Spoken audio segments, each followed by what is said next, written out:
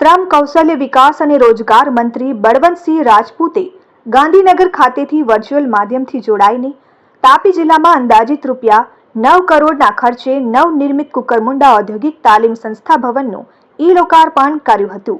આદિજાતિ વિકાસ તેમજ શ્રમ કૌશલ્ય ગ્રામ વિકાસ અને રોજગાર રાજ્યકક્ષાના મંત્રી કુંવરજીભાઈ હળપતિએ કુકરમુંડા ખાતે યોજાયેલા કાર્યક્રમમાં ખાસ ઉપસ્થિતિ નોંધાવી હતી।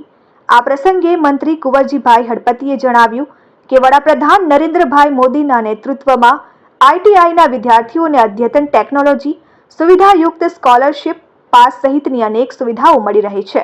વિદ્યાર્થીઓને કૌશલ્યવર્ધન તાલીમો આપીને દેશ મેક ઇન ઇન્ડિયા તરફ આગળ વધી રહ્યો છે। કૌશલ્યયુક્ત યુવાનો નવા રાષ્ટ્રના નિર્માણનો આધારસ્તંભ છે।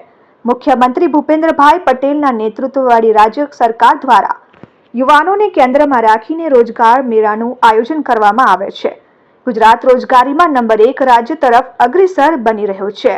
આજે ગુજરાત સરકાર દ્વારા ગુજરાત સરકારના કેબિનેટ મંત્રી મુરબ્બી શ્રી બળવંતભાઈ રાજપૂત સાહેબના અધ્યક્ષ સ્થાને મૂડી અને કુકરમુંડા 2 આઈટીઆઈનું લોકાર્પણ કરવામાં આવ્યું અને આ આઈટીઆઈની અંદર 7 જેટલા કોર્સો ચાલે છે અને અમારી બધાની નેમ છે કે આગામી દિવસોમાં ગુજરાતનો યુવાન એક પગભર બનીને આગળ આવે એવી અમારી બધાની નેમ લીધી છે અને એટલા માટે જ ગુજરાત સરકાર ખૂબ પ્રયત્ન કરી રહી છે।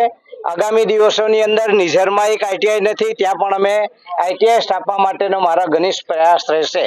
આ વિસ્તારના ધારાસભ્ય તરીકે કોઈ પણ તમારી માંગો હશે આઈટીઆઈઓની અંદર તો એને પરિપૂર્ણ કરવા માટે મારા પ્રયત્નો રહેશે। હંસરાજ પાડવી સાથે દીપેશ વડવી, આરએન ન્યૂઝ, તાપી।